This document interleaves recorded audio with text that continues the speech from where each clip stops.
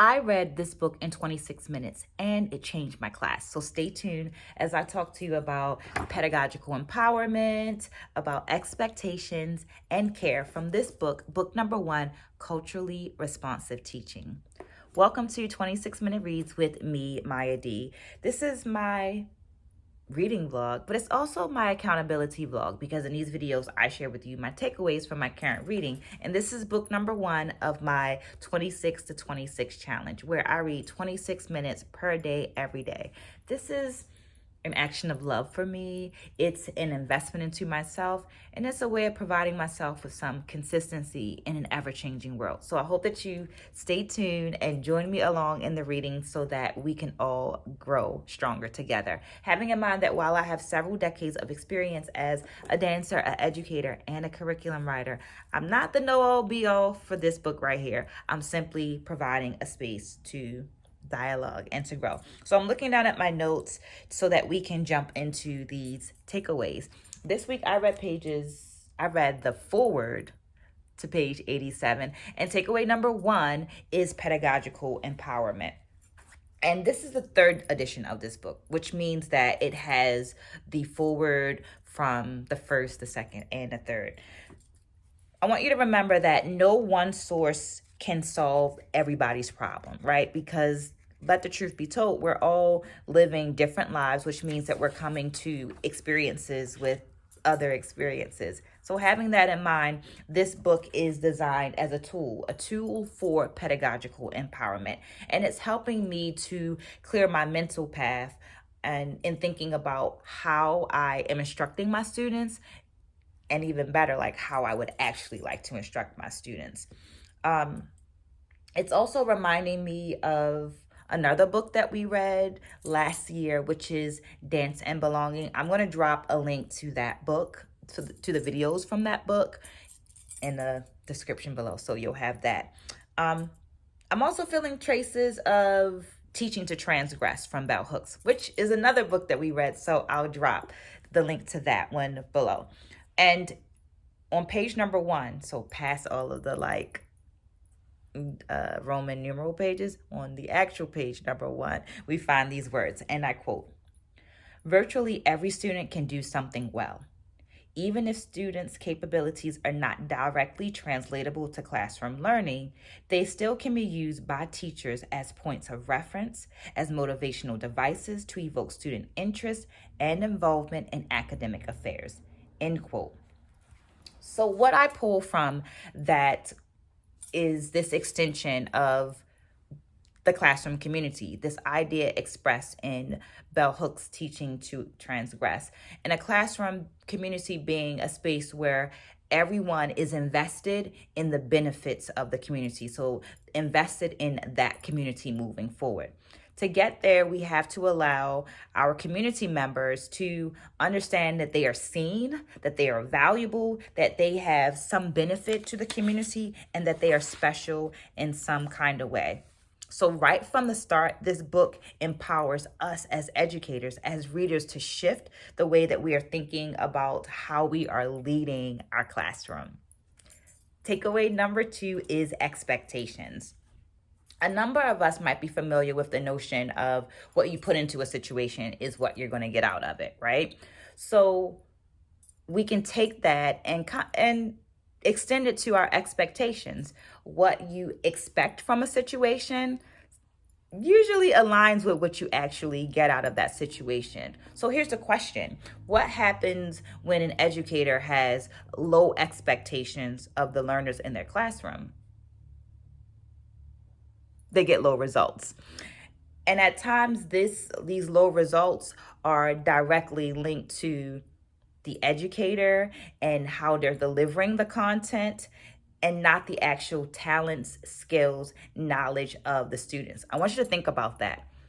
The low expectations that the educator has of their students can be directly connected, at times can be directly connected to how the teacher is delivering the content, and not the skills, the talent, and the wisdom of the educators.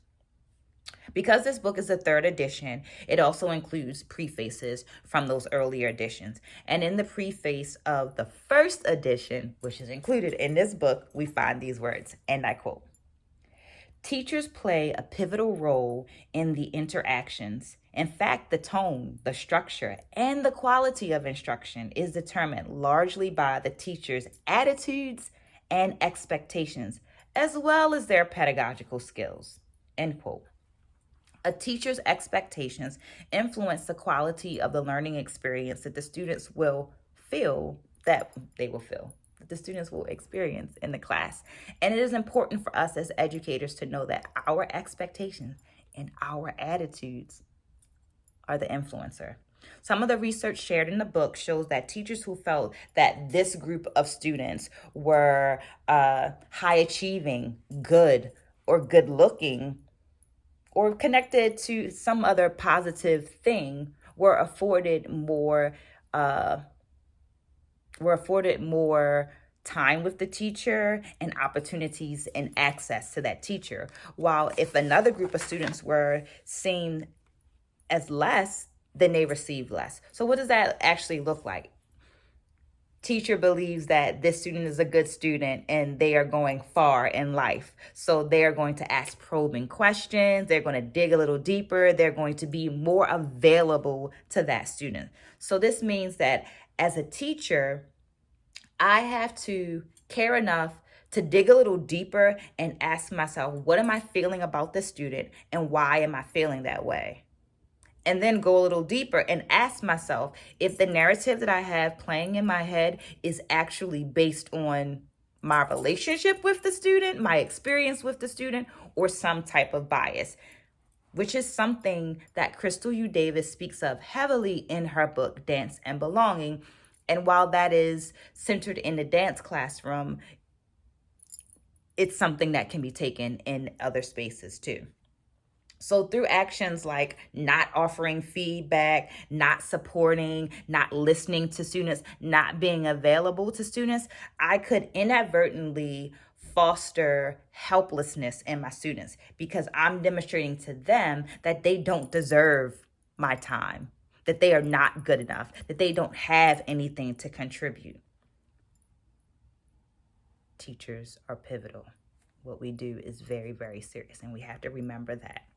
This could also mean that at times, as an educator, I have to put my ego aside, put my pride aside, and make sure that I am doing what's best for the community. So I have one of my mentor teachers was Mama Kay Stansel, and I remember one day she said, if a 4-year-old asks you astrophysics to teach them astrophysics, you don't tell them no, you teach them astrophysics, or you move out of the way and orient them to someone, direct them to someone who can, right? So we want to make sure that they are getting what they need, because if they asked you, then they're ready.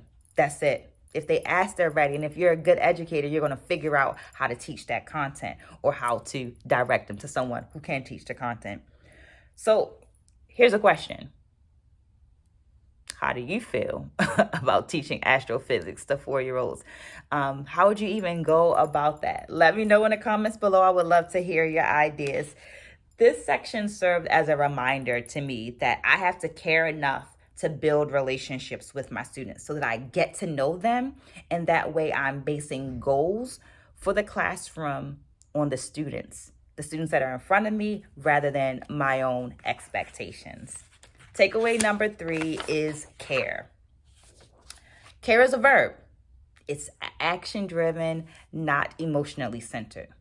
What would happen if a teacher focused on the student's potentiality and talents rather than their limitations?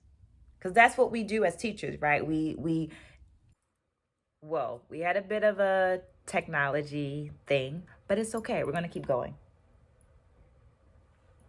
Because in the Power of Culturally Responsive Caring section of the book, we find these words. Teachers can no longer be dispassionate and distant in their relationships with students, nor attempt to avoid controversial topics and harsh realities, end quote. Let's be honest with ourselves. we have students in our classes that are interested in information that they can apply to the life that they're living right now and then to the life in the future. So how can we connect with them?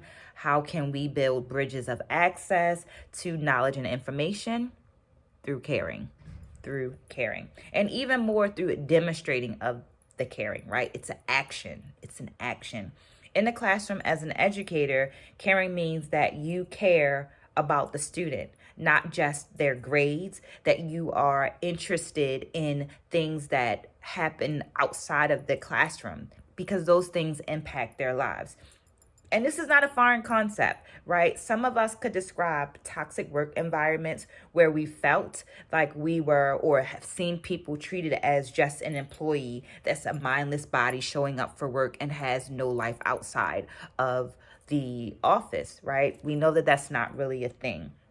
So let's avoid creating those types of toxic environments in our classroom. In this section, I was introduced to the term warm demanders, and I'm going to define it as someone who sees their student as a person and then encourages that person to go a little further and supports them as they're reaching outside of their comfort zone, right? As a practical example, here we go. There's a practical example of this given in the book where a student describes a teacher who did not allow them to use terms like, I can't do it in the classroom. So when those terms came up, the teacher would say something along the lines of course you can. How can I help you do it? How can I help you do it, right? How do you show care in your classroom? What things do you do to demonstrate the caring of your students?